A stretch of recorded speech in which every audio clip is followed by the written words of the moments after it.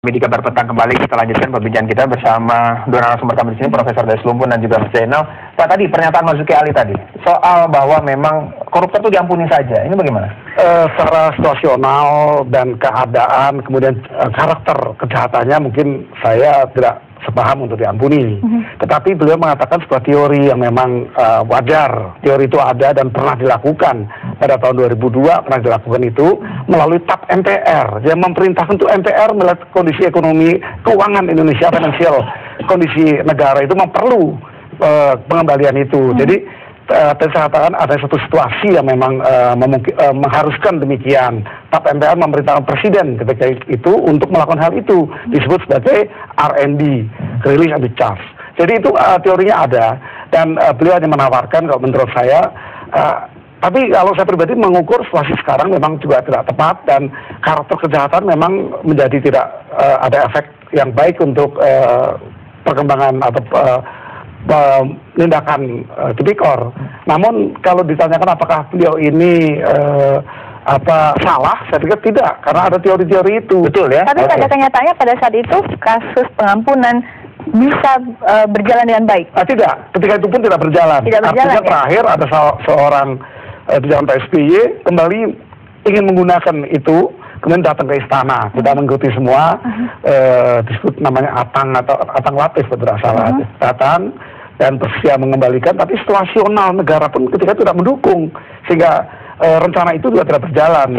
Pak guys, kita balik lagi ke KPK sendiri. Kinerja KPK sendiri ini kalau kita lihat memang sampai memicu kontroversi pernyataannya Marzuki Ali ini kan juga karena tudingan Nazarudin ya kan, karena banyak ada pejabat-pejabat KPK ini yang ikut bermain, tuduhannya ketemu seperti itu. Anda melihatnya memang kemungkinan atau itu Anda percaya?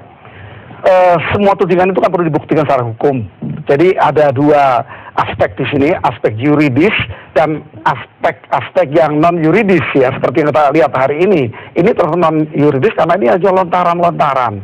Tetapi jangan disalah artikan bahwa lontaran itu tidak berguna. Semua bentuk informasi adalah bagian dari awal sebuah proses. Menurut literatur, 90% lebih kejahatan terungkap karena informasi, bukan karena temuan. Nah, ini Mas Zainal, ini kan berarti kan ada informasi dari Nazarudin ini kan jangan langsung dilupakan begitu saja, jangan dipercaya begitu saja yang Anda katakan. Tapi kan Pak Gayus bilang itu bisa jadi sumber informasi, tetap harus digunakan. Saya katakan begini, Nazarudin itu kan punya fragmen, jadi ada potongan-potongan, tidak bisa dilihat Nazarudin ketika langsung bicara soal Chandra. Tapi ada skenario, ada catatan-catatan sebelumnya sebelum menuju ke arah perkataannya Chandra, dan itu kan berubahnya agak cepat. Nah, saya setuju, saya tidak mengatakan bahwa itu pasti bohong, tapi saya juga setuju untuk mengatakan itu pasti benar. Tidak mungkin bisa dikatakan itu pasti benar. Makanya tugas hukumlah memverifikasi dan komite etik dibentuk untuk itu. Nah, bagi saya adalah ada dua jalan sekarang. Terbaik sebenarnya untuk memberikan verifikasi atas apa yang dikatakan Nazarudin ya melalui komisi etik itu. Apakah komisi etiknya harus independen, harus dibuka, itu pembicaraan kemudian. Apakah sebaiknya dibuka, harusnya lebih diindependenkan? Sekarang kan ada wacana. Masukan Anda kan harusnya independen atau tidak? Kalau di lembaga itu sendiri kan bisa. Sebenarnya kan sudah ada dua orang independen. Bahwa ini kan derajat independensinya. Misalnya gini, kalau misalnya ada Pak Hayham Mahwas itu saya percaya, walaupun orang dalam dia sangat independen gitu. Tetapi kan tidak semua orang mempercayai itu. Orang mikir bahwa Abdullah Hayham Mahwas adalah bagian dari KPK, sehingga dia nggak bisa dihitung situ. Bagi saya ini adalah secondary. Yang terpokok adalah ada di komite etik yang kemudian bekerja untuk memverifikasi itu satu. Tapi yang kedua, yang ingin saya katakan sesungguhnya, yang kita tantang sebenarnya kerja KPK. Karena kalau KPK bekerja, dia mulai mengusut perkara ini dengan benar, otomatis itu akan menegasikan apa yang dikatakan Nazarudin sendiri. Soal kasus ini, Anda KPK sudah on the track untuk kasus Nazarudin ini? Sudah berjalan? Saya berpikir ya, Anda harus tanyakan KPK apakah tracknya sudah benar. Tapi saya pikir saya pikir sekarang ini it's matter of time. Jadi ini masalah waktu. Masalah waktu, akan kamu manggil Angelina, akan kamu manggil yang lain. Saya pikir ini persoalan waktu. Nah, apakah benar itu? Silahkan tanyakan KPK. Tetapi yang paling saya harapkan itu yang kedua sebenarnya. Kalau yang kedua dilakukan, artinya penegakan hukum dilakukan, orang tidak akan ribut lagi mempertanyakan kebenaran Nazarudin. Karena Nazarudin itu jelas mengatakan bahwa ada skenario yang dibayar, yang dipertemukan itu untuk menghukum saya semata. Kalau kemudian KPK menjawab dengan mengejar semua yang lain, maka dengan sendirinya menegasikan perkataan Nazarudin kan. Nah, makanya dua pilihan itu yang harus dikerjakan sekarang. Kejar dengan komite etiknya, atau selesaikan dengan perkara. Prof Gayus, ternyata kasus Nazarudin berjalan ya? Menurut Anda nggak berjalan tadi? Saya kurang sependapat, walaupun saya sebagian besar sependapat.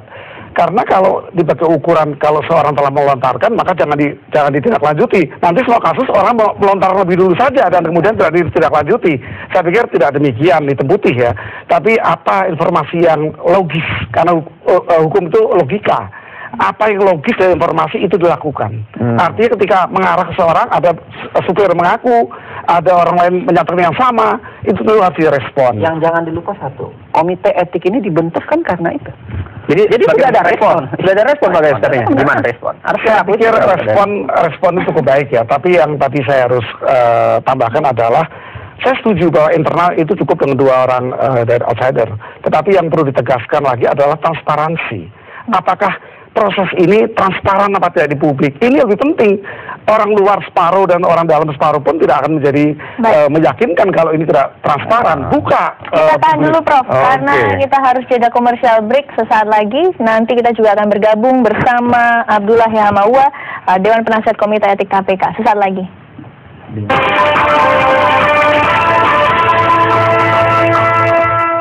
Fadigal C+ dengan vitamin C generasi baru yang alami.